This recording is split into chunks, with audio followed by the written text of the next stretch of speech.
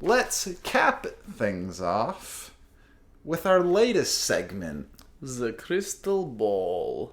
Because we all know Eastern Europeans can tell the future. Very true. Very true. Smart bunch of Slavs out there. So, out of the QBs of the last 4 drafts, who will win a Super Bowl first, Murloc? Let me look at this list you got here. So, of the last 4 drafts, and this means as a starter, Jordan Love can't win it as a backup. Some of the most noteworthy names: Josh Allen, Kyler Murray, Baker Mayfield, Sam Darnold, Lamar Jackson, Justin Herbert, Joe Burrow, Tua Tagovailoa, Jordan Love, Daniel Jones, Jalen Hurts, Drew Lock. Well, I know you're going with Daniel Jones. No. Honestly, who do you think? This is based off of their team's performance. We're not talking about you're the MVP of the game. Right? No, I'm saying it's not going to be. I think it might be like 5 years from now, but I honestly think Tua will be the first quarterback to win. I love what they're building in Miami. Mm-hmm. I love what Brian Flores is doing. They have so much young talent. Right. Tua looks legit. That team is built the right way through the draft, and they've picked guys carefully. Yeah. That fit the culture that they're trying to build. Right. And so I just think what they're building is gonna result in a Super Bowl at some point, and I think Tua is gonna win a Super Bowl before any of those guys. I mean, it's going to be tough because you also got to consider you're going against Josh Allen twice a year. They're no slouch of a team, right? You also have to be going through Patty Mahomes in the playoffs to get there. Yeah, and that's the thing, right? Like, that's why I'm saying, like, for 5 years or something like that, it's right.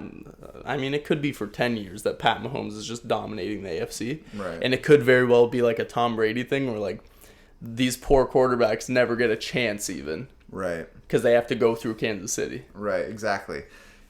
So for that reason, you're going to think I'm crazy. Daniel Jones, man. I think I think New York, they are just that kind of team historically where it's like they can get by with mediocrity. They can make it to a Super Bowl. But those are Tom Coughlin teams. Okay. Joe Judge isn't doing too bad, though. No, he's not. He's not doing too bad. But they're a 3-7 team, right? And Tom Coughlin is like a classic, old school, hard nosed coach that like his teams were always resilient as hell. And I just don't know if this Giants team has that makeup. It's yet to be seen, obviously. Obviously, I mean, this is the reason why I'm calling it the crystal ball. It's all yet to be seen, right? But I think with Daniel Jones, I think with the Giants in general, you're always going to have a it's not like the NFC East is like, oh, it's the NFC East, blah, blah. Like, they are historically mediocre. Yeah. Like, it's just the way it's been. There's been, yes, some 13-3 teams with Philly and all that, but more often than not... Well, it's just because it's such a dogfight in that division. Like, right. Even when all the teams are good, they're all losing to each other. And I think that's what gives them advantages going through the playoffs because they're always such tight games. They're playing in legitimate playoff games because they're all kind of around the same skill level more often than not. Washington is usually the worst of the bunch, but even still, they have enough talent to give some sort of a fight. Tom Brady's going to be retiring. Drew Brees is going to be retiring. Seattle has eventually Ben Roethlisberger is going to retire, and like I'm talking NFC. I'm talking NFC. Oh yeah, NFC. And with the NFC in terms of Daniel Jones, he's going to be gone. Seattle's having a lot of issues in general, so they need like a full defensive rebuild and a running back and an offensive line. I like Chris Carson. He just can't stay healthy. Right, that's a big issue. So you have that. I mean, if Saquon stays healthy, Daniel Jones, Saquon, and Sterling Shepard, Jabril Peppers, I think is one of the best safeties drafted of the last, decade. Realistically, he's a little bit of a tweener, and I think New York is finally using him right. And you saw in the last year with Cleveland, before they traded him for Odell, how Greg Williams started to use Jabril Peppers, and it was like okay, this dude is legit. Yeah, because the first crew of guys in Cleveland that had Jabril Peppers, they had him playing 25 yards back. It's like, this guy's a banger, man. Yeah. He's a borderline linebacker. He played linebacker and running back sometimes at Michigan. Keep this guy closer to the box. Let him be run support and let him make plays, man.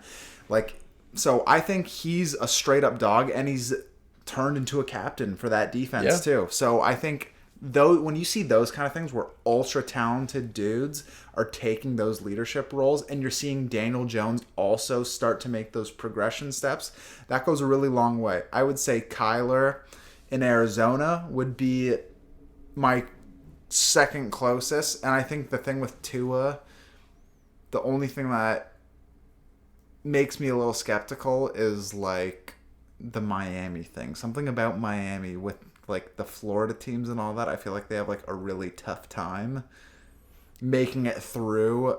I mean, yeah, if you have to go to a cold weather city for a playoff game, it's going to be tough, but I just think, and I'm not saying anytime soon, like it's going to be at least like 5 years into his career, at least.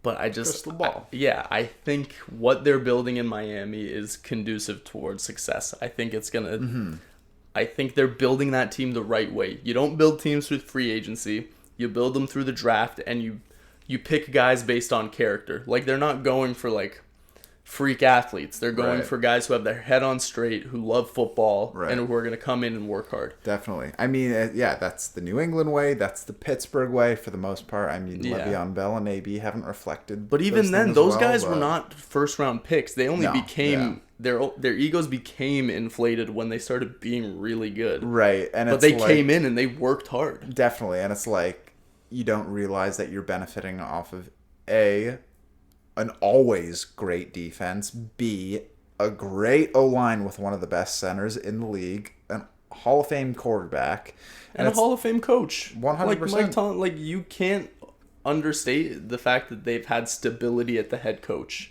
position for 15 years. Dude, Mike Tomlin is the third coach that the Steelers have had since the 70s. Yeah. Chuck Noll, Bill Cowher, Mike Tomlin. That is insane. Browns have had 3 head coaches this year. No, I mean, Stefanski, you gotta love that guy. I think they're finally on the right path. Let's not get into that, though. But that shows that it starts from the top. Yeah. The ownership in Rooneys. Pittsburgh, the Rooneys, the Krafts, New England, Pittsburgh, those kind of owners are so properly involved and know how to delegate and relieve power in a way that a guy like Jerry Jones doesn't, who's so involved and wants to be the poster boy for the team's success. Well, and he's like so hands-on that he's pretty much he is the GM, is he not? He's making his draft son picks is the from GM. his yacht this year during quarantine. But you see that versus how they operate, where it's like, I trust you to make the decisions. I put my faith in you. Yeah. I'm going to let go and not impede it, because it's like the Cowboys had Jimmy Johnson. We won 2 Super Bowls for them. And then he got booted. Because he butted heads with Jerry Jones. Because he butted Jerry Jones. Because he did know better, but Jerry Jones didn't want to hear that, right? Yeah. So I think, just to re-loop this back, I think Miami definitely on the right track. They got to keep what they're doing there. And Tua has that championship pedigree. He knows how to win. Definitely. He comes from a winning program. Definitely. But with the Giants, why I'm good with them with my pick is because they, like, you'll hear Belichick talk, like, when he's mic'd up and stuff pregame, he's like, there's still guys in the front office that were here when they beat the Bills in the Super Bowl in the 80s, you know? Yeah. So it's such a long lineage of consistency and success that I think that bleeds over into the next generation. And it was shown with the Eli Manning thing. It was like when Eli got pulled with, what's his name? Geno Smith. Yeah, but who's the coach? McAdoo.